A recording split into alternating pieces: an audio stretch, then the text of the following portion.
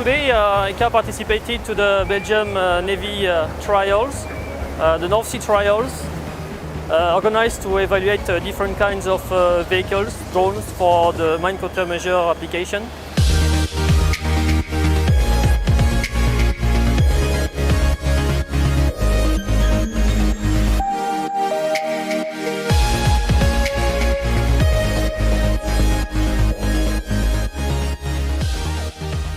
ECA deployed 4 different kinds of drones, including unmanned boat inspector, AUVs with A27 and A9, and as well as ROVs, a remote operated vehicle called SysCan.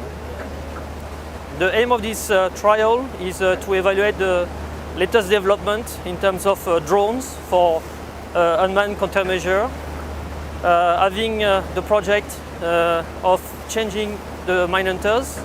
The Belgian Navy wanted to evaluate the performance of such drones, and for that ECA deployed its equipment. So basically our test today was to use unmanned AUV to make a mapping of the seabed, searching for contacts, and then the contacts were sent by radio back to the main ship for inspection by the SysCan ROV. At the same time, we deployed the A27 AUV, a larger AUV with a bigger sonar that covers a larger area.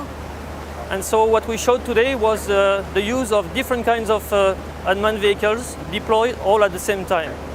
This is, we believe, one of the first time it's been done, using Wi-Fi, radio, acoustic underwater, acoustic positioning, acoustic modems. So the day was quite busy with all these vehicles, but with no major problem. We actually deployed all these vehicles.